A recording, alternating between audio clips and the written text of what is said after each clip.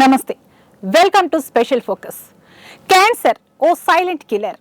మనకు తెలిసేలోపే శరీరంలోని సగ భాగాన్ని చంపేస్తుంది. క్యాన్సర్ బయటపడ్డాక ఎంతకాలం బతకగలం అనేది విల్ పవర్ పై ఆధారపడి ఉంటుంది. మనమైతే ఆ భయంతోనే చనిపోతాం. సమస్యలను ఎదుర్కొనే శక్తి, సమస్యలపై పోరాటం చేసే యుక్తి మనకు చాలా తక్కువ. జీవితంలో ధైర్యంగా పోరాటం చేసే అవకాశాలు మనకు చాలా తక్కువగా ఉంటాయి.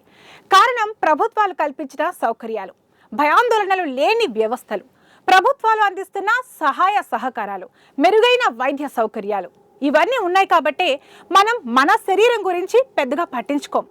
ఆందోళనలు లేని పరిస్థితులు ఉన్నాయి కాబట్టి మనం పెద్దగా దేనికి రియాక్ట్ అవ్వలేం. కానీ కొన్ని దేశాల్లో పరిస్థితులు భిన్నంగా ఉంటాయి. ప్రతిరోజు సంఘర్షణే ఆ రోజు బతికుంటే చాలు అనుకుని జీవితాన్ని గడుపుతుంటారు. ఎటు నుంచి ఎవరు అటాక్ చేస్తారో తెలియక, శత్రువుల తూటాలకు ఎవరి శరీరం తూట్లు పడుతుందో తెలియక, బాంబ్ బ్లాస్టింగ్ లో ఏ ఇల్లు ఎలా కూలిపోతుందో తెలియక, దినదిన గండం నూరేళ్ల ఆయుష్ మాదిరిగా అక్కడి ప్రజలు జీవనం సాగిస్తుంటారు. చిరునవ్వులు ఎప్పుడు బోసిపోతాయో, శరీరం ఎప్పుడు రక్తం ఓడుతుందో తెలియక బిక్కుబిక్కుమంటూ కాలం గడిపేవారు ఈ ప్రపంచంలో ఎందరో ఉన్నారు. ముఖ్యంగా పాలస్తీనా, గాజా, లెబనాన్లో మనకు ఇలాంటి పరిస్థితులు కనిపిస్తుంటాయి. గత ఏడాది కాలం నుంచి గాజాపై ఇజ్రాయిల్ విరుచుకుపడుతోంది. అందమైన గాజా కళా విహీనంగా మారిపోయింది. ఇజ్రాయిల్ దాడులతో గాజా పూర్తిగా తుడిచిపెట్టుకుపోయింది. వేలాది మంది మృత్యువాత పడ్డారు. వందలాది మంది పిల్లలు అనాథులుగా మిగిలిపోయారు. తమ వాళ్ళు ఏమయ్యారో తెలియక రోధిస్తున్న అభాగ్యులు ఎందరో. క్యాన్సర్ కంటే భయంకరమైనది యుద్ధం. ఒకే కుటుంబంలోని ఇద్దరు ఈ భయంకరమైన యుద్ధాల కారణంగా విడిపోయారు. ఆ ఇద్దరు మళ్ళీ కలుస్తారా? కలిపేందుకు ఏవైనా సంస్థలు ముందుకు వస్తాయా? ఈ యుద్ధాలు వారిద్దరిని ఎంతకాలం భూమిపై ఉంచుతుంది? సమాధానాల కోసం తాత, మనవరాలు ఎదురు చూస్తున్నారు. జవాబు తెలియని వారి ప్రశ్నలకు మనం కూడా జవాబులు వెతికే ప్రయత్నం చేద్దాం.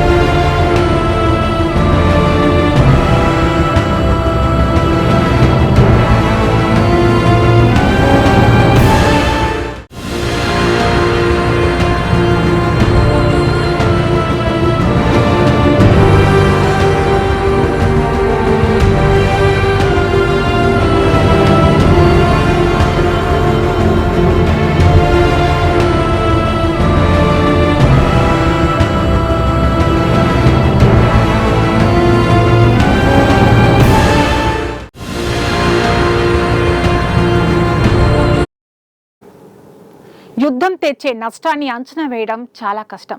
జరిగిన నష్టాన్ని పూడ్చడం అసాధ్యం. నష్టపోయిన ప్రాంతాలను పునర్నిర్మించడానికి కనీసం 2-3 దశాబ్దాల కాలం పడుతుంది. యుద్ధంలో మరణించిన సాధారణ పౌరుల కుటుంబాలను ఓదార్చడం ఎవరితరం కాదు. ఆయా కుటుంబాలను ఆదుకోవడం దేవుడికే సాధ్యం. యుద్ధం ఎప్పుడు ఆగుతుందో చెప్పలేని పరిస్థితి. గాజాపై ఇజ్రాయిల్ విరుచుకుపడడానికి కారణం ఏంటి అని ఆలోచిస్తే దొరికిన సమాధానం ఆధిపత్యం. పాలస్తీనాలో ఆ దేశంపై పోరాటం చేసేందుకు ఏర్పడిన సంస్థ హమాస్. దీనికి ఊతమిచ్చింది ఇజ్రాయిల్. ఇది కాదనలేని సత్యం. ఏకు మేకై కూర్చుంటుంది అనే సామెత హమాస్ విషయంలో నిజం కావడంతో ఎప్పటికైనా తమకు ముప్పు వస్తుందని భావించిన ఇజ్రాయిల్ ఆ సంస్థలను అంతం చేయాలని ప్రయత్నించింది. చిలికి గాలివాన యుద్ధానికి దారితీసింది.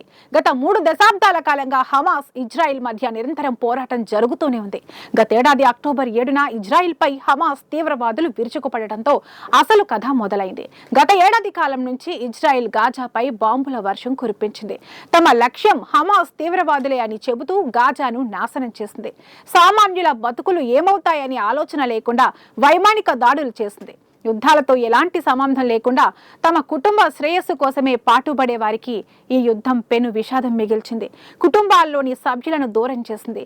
తలో దిక్కుకు పారిపోయేలా చేసింది. కలిసి ఉన్న ఎన్నాళ్ళో చెప్పలేని పరిస్థితులను తీసుకొచ్చింది ఈ యుద్ధం. ఈ యుద్ధాలకు భయపడి లక్షలాది మంది గాజా విడిచి పారిపోయారు. చుట్టుప్రక్కల దేశాల్లో శరణార్థులుగా కాలం వెళ్లదీస్తున్నారు. సొంత దేశాన్ని వదిలి పరాయి పాలనలో పరాయి దేశస్థుల మోచేతి కింద నీళ్లు తాగాల్సిన పరిస్థితులు వస్తే ఎలా ఉంటుందో ఊహించుకోవడం చాలా కష్టం. అనుభవించే వాళ్ళకే తెలుసు ఆ బాధ.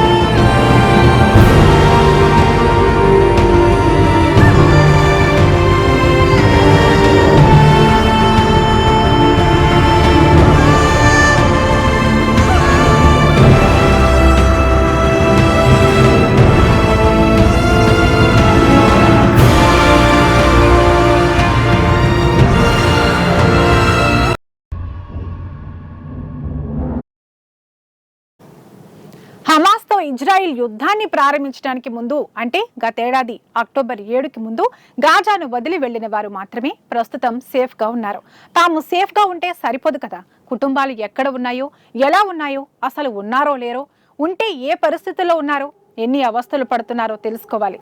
ఇలా తెలుసుకునే ప్రయత్నాల్లో భాగంగానే బయటకు వచ్చింది ఓ తాత మనవరాలి కథ. తాత ఇబ్రహీం, మనవరాలు ఐలా కథ ఇది. 2 రకాలైన యుద్ధాలు ఈ ఇద్దరిని దూరం చేశాయి. మళ్లీ కలుస్తామో లేదో అని భయాన్ని వారిలో కలిగిస్తున్నాయి. తాత ఇబ్రహీం ప్రోస్టేట్ క్యాన్సర్తో బాధపడుతున్నాడు. ఆయన వైద్యం కోసం గాజా నుంచి వెస్ట్ బ్యాంకుకు వెళ్లారు. అక్కడే వైద్య చికిత్స పొందుతున్నాడు. చికిత్స పూర్తి చేసుకుని గతేడాది అక్టోబర్ 8న గాజాకు రావాల్సి ఉంది. కానీ దానికి ఒక్కరోజు ముందు నుంచి గాజాలో పరిస్థితులు మారిపోయాయి. ఇజ్రాయిల్పై హమాస్ దాడులు చేసిన నేపథ్యంలో గాజాపై ఇజ్రాయిల్ సైన్యం విరుచుకుపడే అవకాశం ఉండటంతో గాజా అంతటా సైరన్ మోతలతో నిండిపోయింది. ఏం జరుగుతుందో తెలుసుకునేలోగా బాంబుల వర్షం కురిసింది. ఇళ్లు ధ్వంసం, మనుషుల శరీరాలు విధ్వంసం, శిథిలమైన ఇళ్లు, ఛిద్రమైన శరీరాలతో గాజా వణికిపోయింది. ఇబ్రహీం ప్రయాణం క్యాన్సిల్ అయింది. ప్రోస్టేట్ క్యాన్సర్ పై పోరాటం చేస్తూనే తన కుటుంబాన్ని కలుసుకోవాలని ప్రయత్నిస్తున్నాడు ఇబ్రహీం. ఇప్పటి వరకైతే వారి కుటుంబానికి ఆయనకు మధ్య కమ్యూనికేషన్ కేవలం ఫోన్ సమాచారం మాత్రమే. అది అప్పుడప్పుడు మాత్రమే. ఎందుకంటే గాజాలో సిగ్నలింగ్ వ్యవస్థ దాదాపు పూర్తిగా ధ్వంసమైంది. తాత మనవళ్ల మధ్య ఎంత ఆప్యాయత ఉంటుందో మనందరికీ తెలుసు.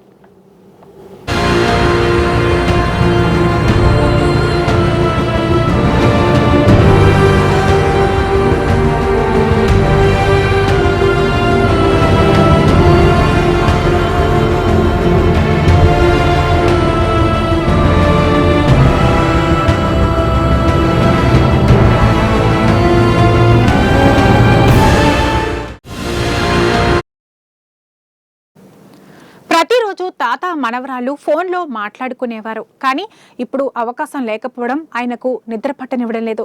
ఏడాది కాలంగా కుటుంబానికి అంతకు మించి తన మనవరాలికి దూరంగా ఎక్కడో వెస్ట్ బ్యాంక్లోని రమాల్లాలోని ఓ ఇరుకైన హోటల్లో కాలం వెళ్లదీస్తున్నాడు ఇబ్రహీం.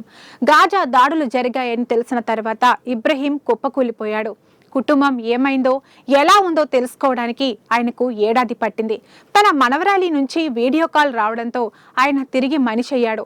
తన కుటుంబాన్ని కలుసుకునే వరకు క్యాన్సర్తో చావకూడదని ఇబ్రహీం పోరాటం చేస్తున్నాడు. మనవరాలతో వీడియో కాల్ మాట్లాడిన తర్వాత తనలో మరింత ధైర్యం పెరిగింది. మనోధైర్యం ముందు క్యాన్సర్ పెద్దదేం కాదని ఇబ్రహీం భావించాడు. ఎప్పటికీ కలవలేనేమో అనుకున్న బాధ నుంచి ఎప్పటికైనా ఖచ్చితంగా కలుస్తామనే ధీమా అతనిలో కనిపించింది. ఆ రోజు కోసమే ఇబ్రహీం ఎదురు చూస్తున్నాడు. అటు చిన్నారి ఐలా కూడా తన తాతను చూసేందుకు ఆసక్తిగా ఎదురు చూస్తోంది.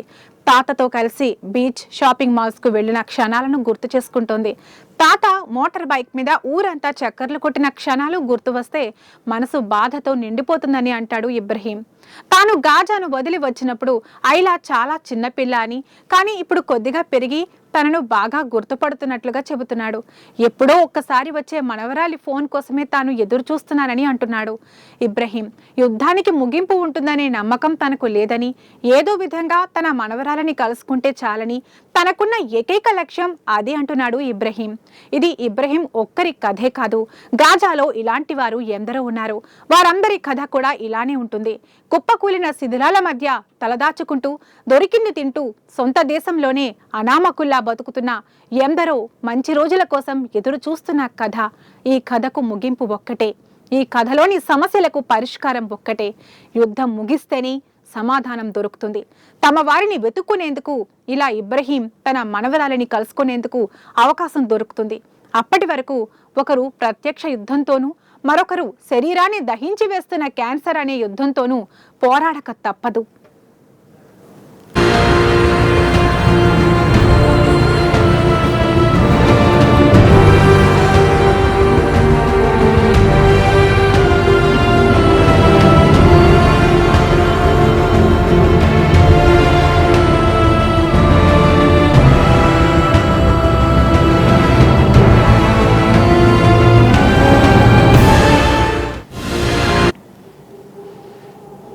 ఇది ఇవాల్టి స్పెషల్ ఫోకస్. మరొక ఇంట్రెస్టింగ్ టాపిక్ తో మళ్ళీ కలుద్దాం. నమస్తే.